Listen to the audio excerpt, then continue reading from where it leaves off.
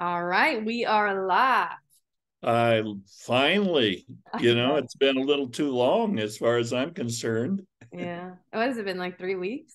I think it's about 3 weeks. Yeah, I was in Toronto for about 8 or 9 days, and then I went to Phoenix, and I was about 8 or 9 days, and it was just busy, busy, busy, business, business, busy, that sort of stuff. So, Oh yeah, no, I know the so way. good to be back, Good to have you in back. a heat.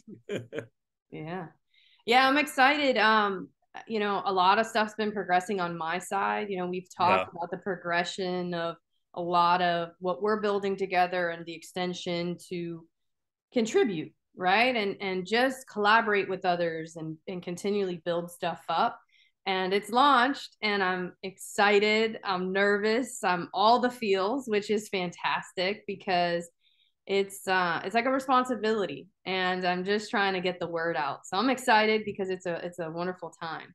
Yeah, it's interesting you use the word responsibility because there's a couple of things that come up when you say that, Sammy. Mm-hmm. And one of them is that it's being at cause in the matter, making it happen and so on like that. That's one thing that's really important about responsibility that most people don't get it. They think responsibility is who gets the credit or who gets the blame, Mm-hmm. but it's really who's the person who's causing it to happen. So that's one thing.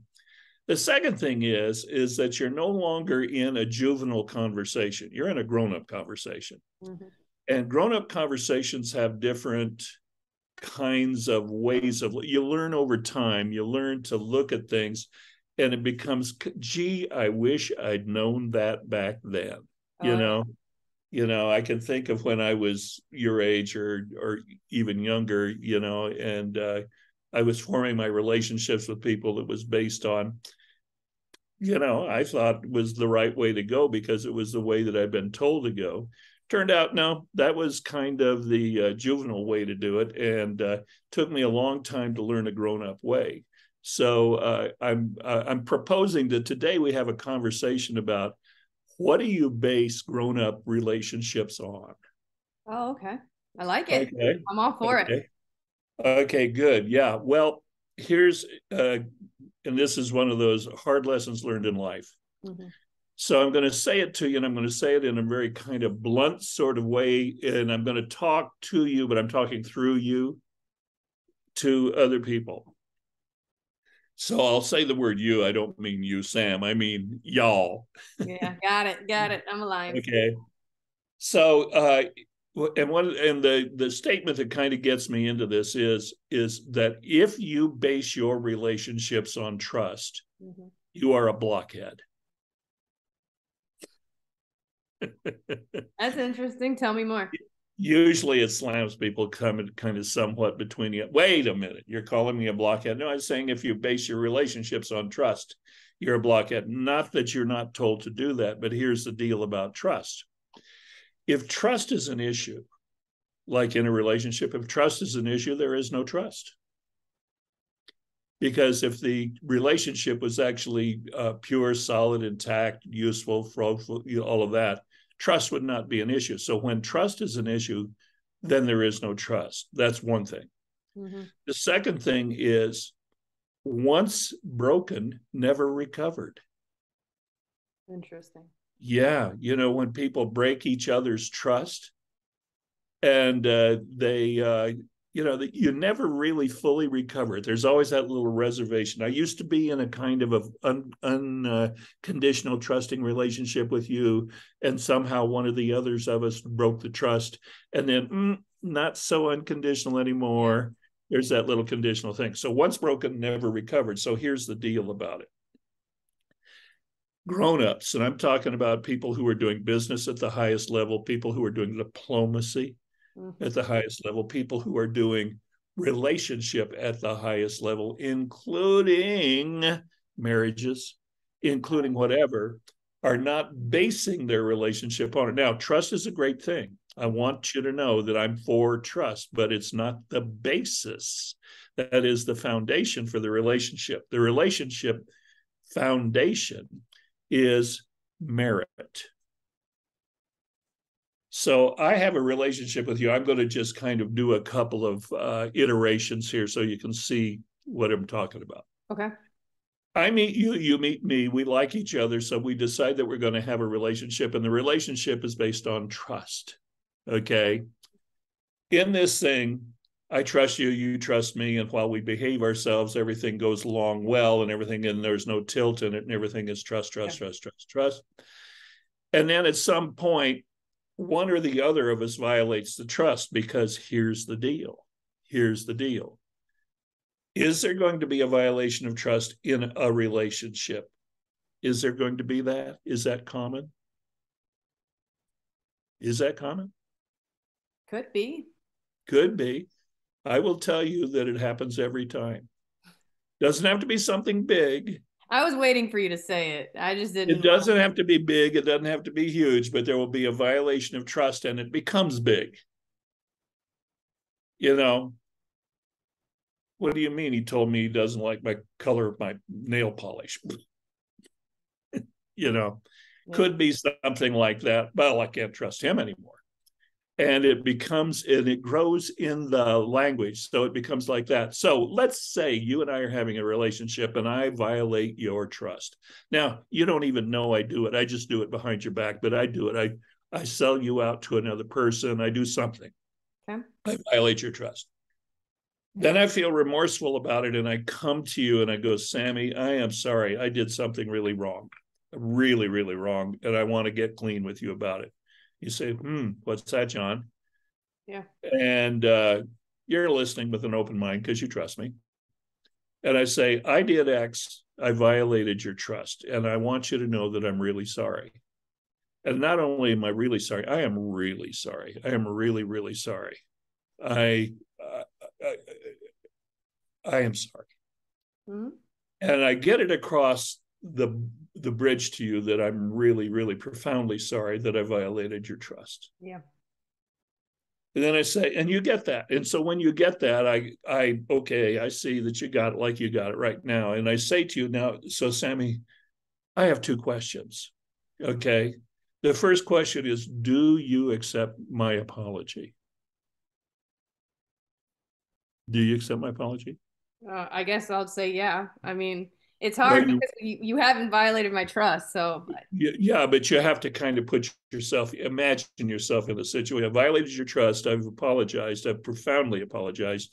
You really get, I'm sincere about it. And I'm asking you the question, do you accept my apology? Yes, you do. As a matter of fact, human beings are great. They actually do. They accept the apology that is a genuine and authentic apology. Okay, so do you accept my apology? So that's the first question. Mm-hmm. Thank you. Okay, the second question is, do you trust me now? In time. Okay, so that's what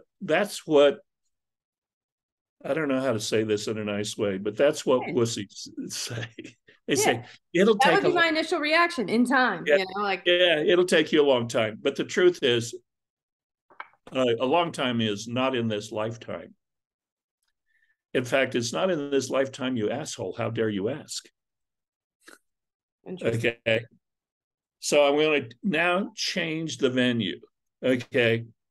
We run into each other and we're going to have an adult conversation with each other. We're going to not base it on something that children do and teenagers do, and, that sort of thing.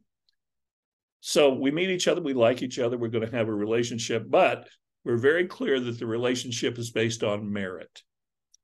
So every time I see you, you go away with an experience of benefit or merit. And I go away with an experience of benefit or merit. Benefit, merit, merit. I'm building up a bank account, and so are you, of meritorious kind of experience of relationship. Do you like her? Yeah. Every time I walk away from her, meritorious. That sort of thing. Now, in the course of time, one or the other of us violates the trust of the other. Let's say it's me. Okay. I do something, you don't know about it, but I feel terrible about it. And I come to you and I say, Sammy, I've done something really egregious. I sold you out. I violated your trust. And I want you to know that I realize the damage that I've done to our friendship and our relationship. And I'm very, very, very sorry. And I mean really sorry, tremendously, deeply, profoundly, authentically sorry. You Mm-hmm. get that that's so. It may even involve that I feel so badly about it that I cry, or I have human emotions in there, and you do too. But you get it. You get, I'm sorry. And so I go, so Sammy, I have two questions. The first question is, do you accept my apology? And I would say yes. And you would. And you would. The second question is, Sammy, is there enough merit left in our relationship that we can rebuild? Oh, I like that question. This is the way grown-ups do it. No, I This like is that. this is not the way you do it when you fall in love. This Mm, is not the way you do it when you meet somebody, because we do it based on trust. yeah. Once violated, never recovered. So what we can do is we can work on a meritorious relationship. So merit, merit, merit, merit, merit, merit, merit. Now, here's the deal. When merit is present in the foreground, Mm-hmm. trust is already there in the background. So when merit is the basis of our relationship, then we can actually have the how would you say, the you have you when merit is present in the foreground, trust is present in the background, and you just actually have a facility. You got something to work with. You've got actually a measurable part of your relationship to work with. But if it's trust and someone violates your trust, it's either that's it or we live a lie called it'll take a long time. Okay, so let's build upon the concept of merit real quick. Okay. Just because Okay. others may be thinking, well, okay, I understand the base level of what merit is, but could you define from your view and vantage point what merit is? Like, what would you break merit apart to mean? Okay, good. So, first of all, I just want you to get that this is the difference between an adolescent and an adult conversation. Mhm. Okay, so this is the green up conversation. Second of all, I want you to get that if you're still doing, you're an adult and you're still doing that, the basis of my relationship with anybody, anywhere, is trust. That's the basis of the relate. You're a blockhead Mhm. because trust is going to get violated. So you want to Understood. get Understood. that what's dialed into the relationships is violation of trust. Got it. Okay. So, okay, now merit. Merit, the word merit is a kind of a word that encompasses the world of benefit or enrichment. So when I'm in a relationship with you, we have a meritorious relationship, you and I. Hmm. And in the meritorious relationship, every single time that I walk away from you, I actually have a feeling of having been enriched. I have a feeling of being bigger than.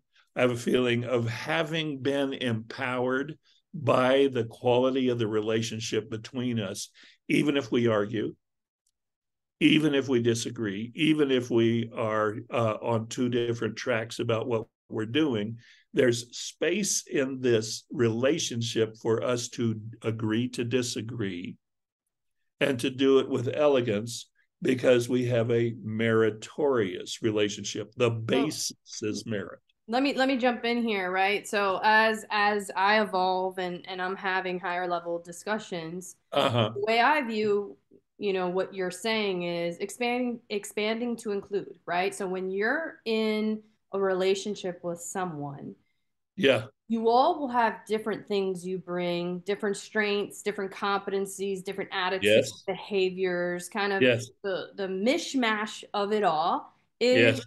where you learn how to adapt and evolve and grow and build together, right? Which I Yes. completely agree with your distinction of merit versus trust. I really like that.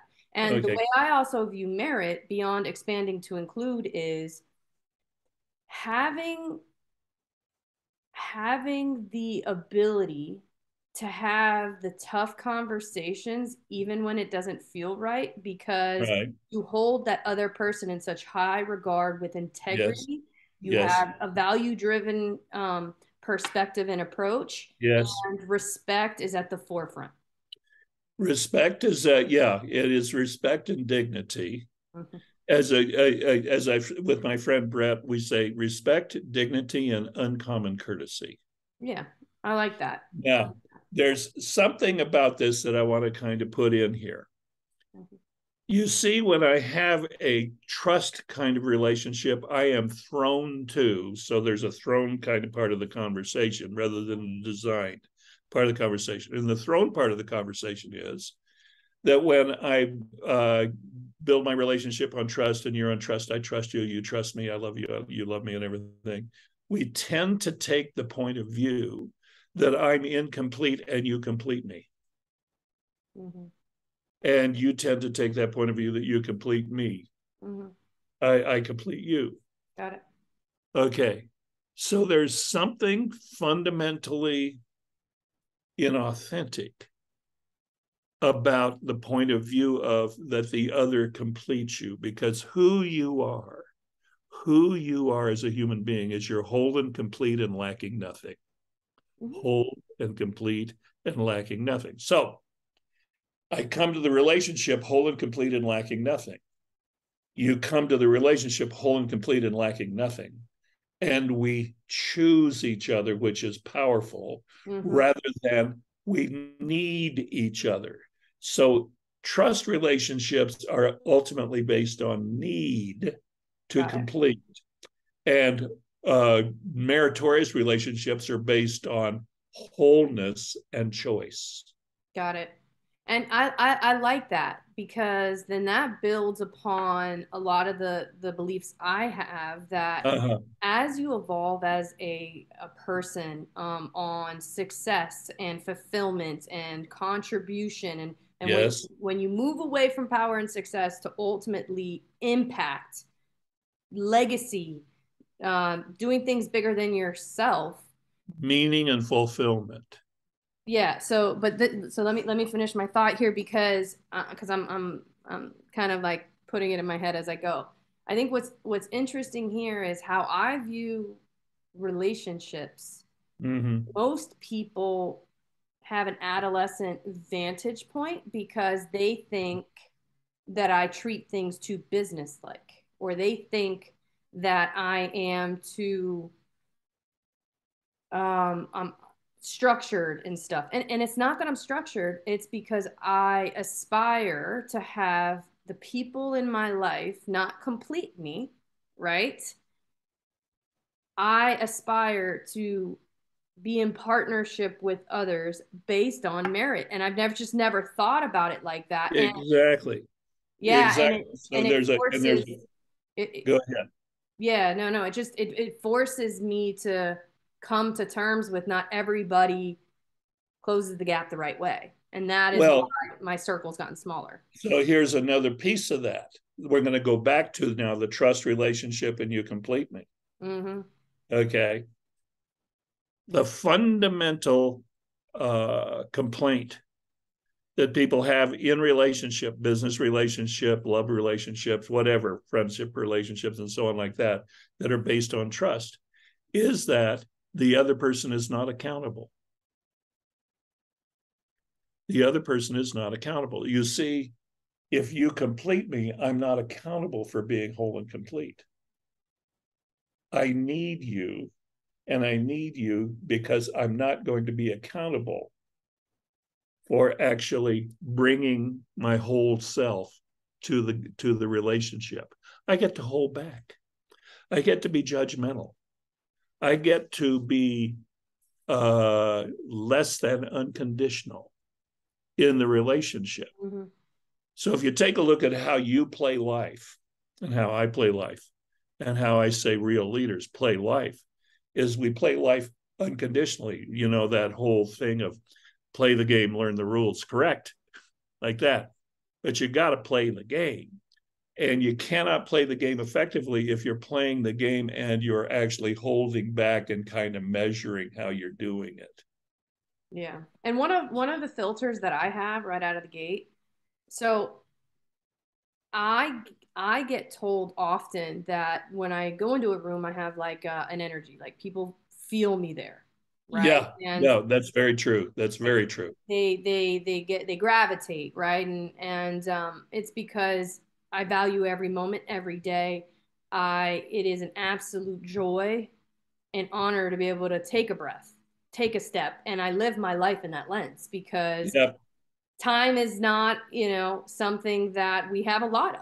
And I want to maximize every opportunity to do something bigger than myself. Like I have evolved to that mindset where it really is not about me. But I make sure that I'm working on my inner self because that's a critical component to be able to serve. yes, Um, so it's interesting because when I get into rooms, I don't do small talk. I go straight at it because small talk is let me tiptoe around because I don't know if I can have the conversation. I don't know if I can hold this. I want people to be so all in every aspect and just show me what you believe. Show me who you are. Let me see you. And right. if we align, fantastic. But I will always respect you for showing up as your authentic self. Yeah, That's let me where tell you, people let me miss. share with you what my mentor, I've had about four or five just phenomenal mentors in my life, and the latest one, the last one, fellow named Jerome, dealt with small talk. You know what he called it? Something. Social grease. Yeah, I was gonna say something gritty. Yeah, yeah, like, oh, we're going to do social grease now. Yeah, We're going to slide. yeah. You know, we're gonna have a kind of a conversation so we can slide around. Mm-hmm. Yeah, it's just not my speed, and Yeah, yeah, I truly want to make people uncomfortable. Like I actually go for that because I want them to talk about what really matters to them. And that makes a lot of people uncomfortable because they don't know what they can say, what they can't say, because they're so worried about the external world, the reputation, the stereotypes, the cancel culture thing, where I'm not. I literally come every day as myself and I want to learn. I'm curious. I want different perspectives because it gets me to that next level. And you put all of this in a tub, John, and it's because I value merit. And definitely, you definitely do. Do you know I never who? thought about it like that. Yeah, well, it's just another way that's useful. Do I you know like who that. Adam Grant is? Yeah, Okay, monster. yeah, he's big You time. know, the last book he wrote called Think Again. It was not only a New York Times bestseller book, it was the number 2 book on Amazon. I mean, every book that was ever published by Amazon, it That's a was the big deal. number 2 book. Big deal. So this guy has something to say worth saying. And he says something that gets right at what you were saying when we were talking about social grease and that whole thing. Mm-hmm. He said, people think and present themselves in 3 ways, one of 3 ways, generally, unless they don't. He said, one is that they're a preacher. Yep. And there they are, just empty preaching. The second one is they are a prosecutor. Yeah, there's They're many of telling they're those. telling you what's right about them and wrong about you. Oh yeah, I am great. You They're are not. prosecuting you. And the third one is they're a politician. They're saying what sounds nice. That's the social grease part. That is so true. Oh, wow. Yeah. And I used to call people in corporate America. I knew who the politicians were. I could pick them out. Oh God, yes. And we're surrounded by them. So Adam Grant is a great. I mean, he's a psychologist and he knows what he's talking about, and he's really smart, and he's interacting with some of the best people, most let me say effective people on the planet. Hmm. So like that. So he has a way of putting it together that is really well worth listening to, just like this conversation is well worth listening to. Hmm. I say if you formulate, if you're still basing your relationships on trust, you're a blockhead.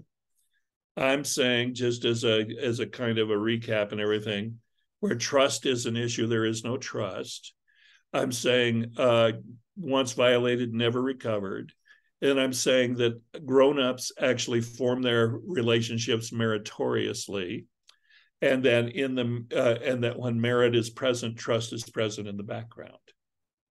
So pretty simple. And he's saying, well, and for the most part, people are preachers, prosecutors, or politicians. Mm-hmm. And so there's something other that is a choice.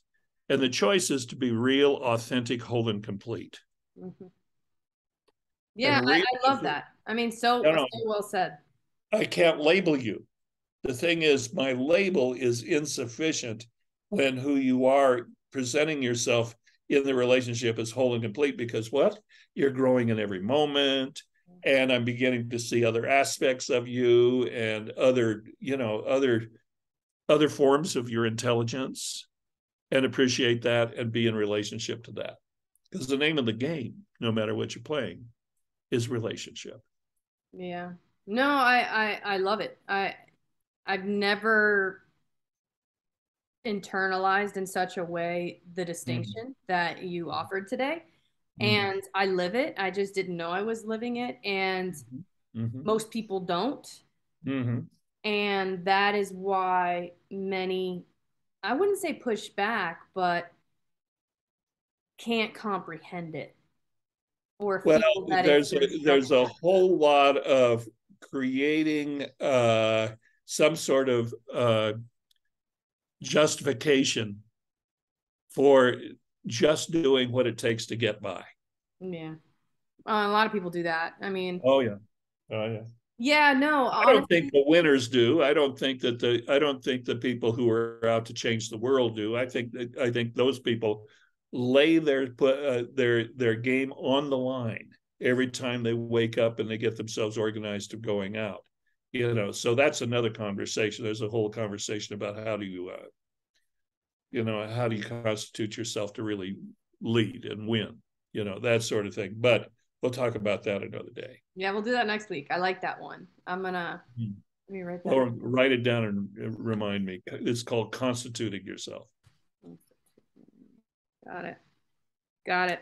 No, I love it. And let's end there.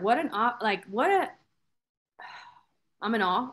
I'm like, we've built something great to think about, incorporate, challenge ourselves. But I think one of the most important things that I took away from this is also the accountability side of it, and not giving permission for someone to not be 100% accountable for who they are at the table. Yeah, you're so right. This is one of those conversations that no matter where you sit at the table and interact with this conversation, it'll hit at least one, maybe two, maybe all three of aha, duh, and wow. Shazam. No, I love it. I let's build off of this, because I think this is a great progression to a whole host of being able to break through areas that maybe you've compartmentalized, you don't even think about, you don't internalize, you have no self-awareness, but in the back of your mind it still nags, but you just don't know. You knew this.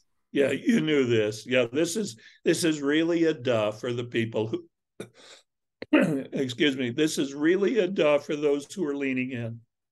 Yeah. All right. Well, as ever, it's always a pleasure. Thursday's my favorite day because we get to build some epic stuff together. Yeah, good stuff. Good stuff. All right. Well, have a good one. I promise. Bye. Bye.